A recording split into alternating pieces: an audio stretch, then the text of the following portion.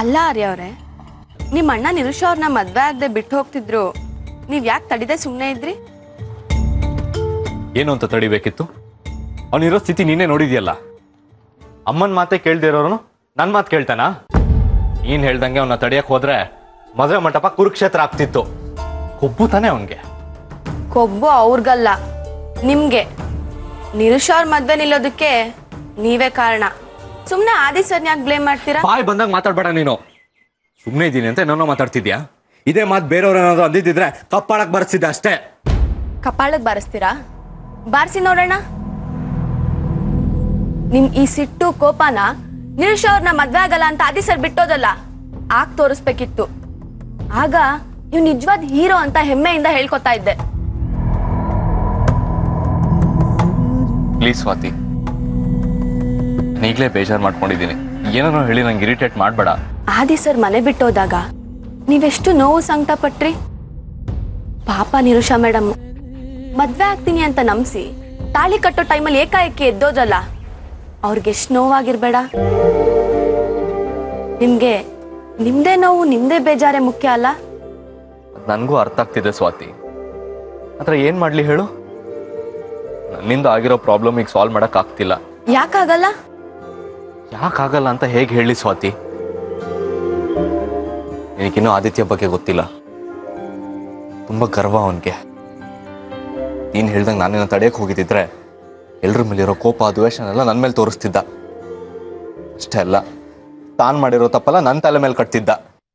ಹೌದು, ತಪ್ಪೆಲ್ಲ ನಿಮ್ದೆ. ಇಷ್ಟೆಲ್ಲ ಆಗಿರೋದಕ್ಕೆ ನೀವೇ ಕಾರಣ. ಮದ್ವೆ ನಿಲ್ಲೋದಕ್ಕೂ ನೀವೇ ಕಾರಣ. ಸ್ವಾತಿ, ಏನ್ ಮಾತಾಡ್ತಿದ್ಯಾ? ಮದ್ವೆ ನಿಲ್ಲೋದಕ್ಕೆ ನಾನ್ ಕಾರಣನ? ಹೌದು.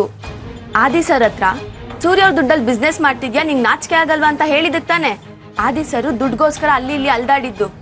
ನೀವ್ ಆ ಮಾತು ಹೇಳಿರ್ಲಿಲ್ಲ ಅಂದ್ರೆ ಆದಿ ಸರ್ ದುಡ್ಡನ್ನ ವಾಪಸ್ ಕೊಡೋ ಯೋಚನೆ ಮಾಡ್ತಿರ್ಲಿಲ್ಲ.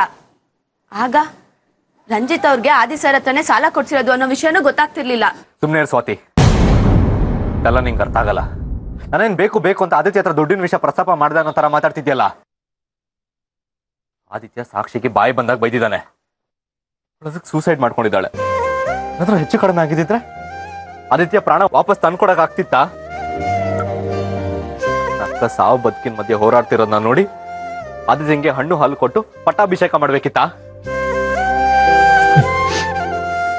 ನನಗೆ ತುಂಬಾ ಕೋಪ ಬಂದಿತ್ತು. ಸಮಾಧಾನ ಮಾಡಕ್ಕೆ ಅಂತ ಹೋದ್ರೆ ಅಪ್ಪನ ಬಗ್ಗೆನೇ ಕೆಡ್ದಾಗ ಮಾತಾಡ್ತಾನೆ. ನನ್ನ ಬಗ್ಗೆ ಏನ್ ಹೇಳಿದ್ರು ಪರವಾಗಿಲ್ಲ, ಆದ್ರೆ ಅಪ್ಪನ ಬಗ್ಗೆ ಮಾತಾಡಿದ್ನಲ್ಲ, ಅದ್ ನನಗೆ ತಡ್ಕೊಳಕ್ ಆಗ್ಲಿಲ್ಲ. ಒಟ್ನಲ್ಲಿ ಆದಿತ್ಯ ತಪ್ಪ ಮೇಲೆ ತಪ್ಪು ಮಾಡ್ತಾನೆ ಇದ್ದಾನೆ. ಅವನಿಗೆ ಬುದ್ಧಿ ಹೇಳೋದು ಒಂದೇ, ಕೊಚ್ಚೆ ಕಲ್ಲ ಹಾಕಿ ಮೈ ಮೇಲೆ ಎರ್ಚ್ಕೊಳ್ಳೋದು ಒಂದೇ. ಅವನ್ಗೆ ಜನ್ಮದಲ್ಲಿ ಬುದ್ಧಿ ಬರಲ್ಲ. ಚೇಂಜ್ ಆಗ್ಬೇಕು ಅನ್ನೋ ಮನ್ಸು ಇಲ್ಲ ಅವನ್ಗೆ. ಬಿಸ್ನೆಸ್ ಸ್ಟಾರ್ಟ್ ಮಾಡ್ತೀನಿ ಅಂದಾಗ ತುಂಬಾ ಖುಷಿ ಪಟ್ಟಿದ್ದೆ ನಾನು. ಫೈನಲಿ ಒಳ್ಳೆ ಮನುಷ್ಯ ಆದ್ನಲ್ಲ ಅಂತ ನೆಮ್ಮದಿತ್ತು ನನಗೆ. ಅವತ್ ನಾನು ಹಿಂಗ್ ಬೈದೆ ಅಂತ ಕೆಲಸ ಬಿಟ್ಟು ಹೋಗಕ್ ರೆಡಿ ಆಗಿದ್ದೆಲ್ಲ, ಅದು ನನ್ನ ಸ್ವಾಭಿಮಾನ ನನ್ನ ಪಕ್ಕಕ್ಕಿಟ್ಟು ಕೆಲಸ ಬಿಡ್ಬೇಡ ಅಂತ ನಿಂತರ ಕೇಳ್ಕೊಂಡೆ. ಯಾಕೆ ಹೇಳು? ಅದು ಅವನಿಗೆ ಹೆಲ್ಪ್ ಆಗ್ಲಿ ಅಂತ.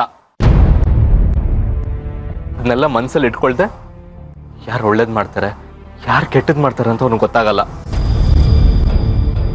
ಚಿಕ್ಕ ವಯಸ್ಸಿನಲ್ಲೇ ತಗ್ಗಿ ಬಗ್ಗಿ ನಡೆದಿದ್ರೆ ಇವತ್ತು ಹೀಗೆ ಆಗ್ತಿರ್ಲಿಲ್ಲ. ನೀನು ಯಾರು ಹೇಗೆ ಏನು ಅಂತ ಅರ್ಥ ಮಾಡ್ಕೊಂಡು ಆಮೇಲೆ ಮಾತಾಡು.